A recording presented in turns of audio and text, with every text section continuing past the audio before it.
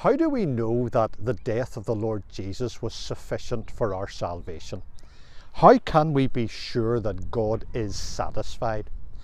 Well, the Apostle Paul supplies the answer in Acts chapter 13, verse 30. He writes, God raised him from the dead. We're going to read a little about the resurrection of the Lord Jesus from John chapter 20 and verses 6 to 8. Then cometh Simon Peter following him, and went into the sepulchre, and seeth the linen clothes lie, and the napkin that was about his head, not lying with the linen clothes, but wrapped together in a place by itself. Then went in also that other disciple which came first to the sepulchre, and he saw and believed. Faith is not given much credence in our technological and scientific world. A prominent atheist claims that faith is the great excuse to evade the need to think and evaluate evidence. Faith is not allowed to justify itself by argument. He could not be further from the truth. The faith that John writes about in this gospel is a faith that is based entirely on fact, visible and tangible evidence that was reliably witnessed. The disciples who forsook him, that is the Lord Jesus, and fled before his crucifixion, as we read in Matthew 26 verse 56, were full of fear. They were not full of faith.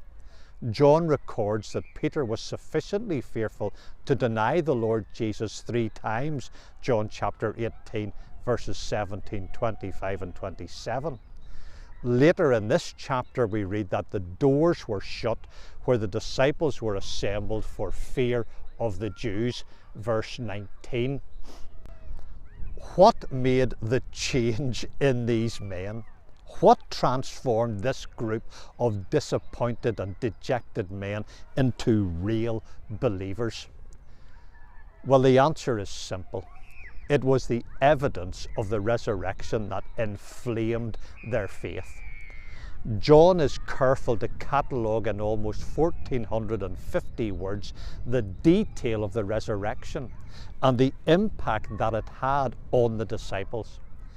In this chapter, he underscores the point about believing 7 times, and the first of these is where we read in verse 8. He, that is John, saw and believed. The crucifixion had had a dramatic effect upon the disciples, but the resurrection had a far greater impact. John's record begins with a report of the resurrection. They have taken away the Lord out of the sepulchre, verse number 2. On arrival there, John saw the stone taken away from the sepulchre, verse 1.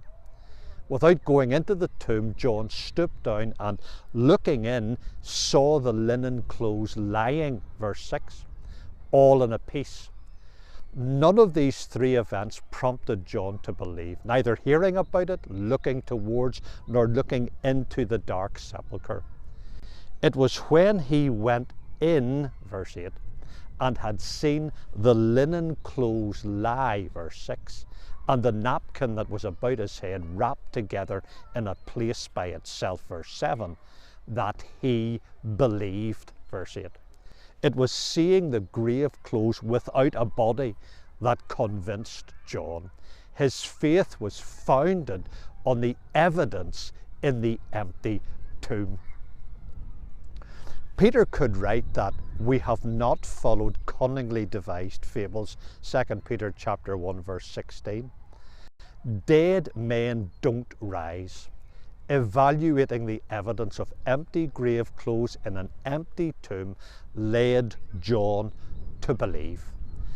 The resurrection of Christ is the sound bedrock for faith. If Christ be not raised, your faith is vain. But now is Christ risen from the dead, 1 Corinthians 15 verses 17 and 20.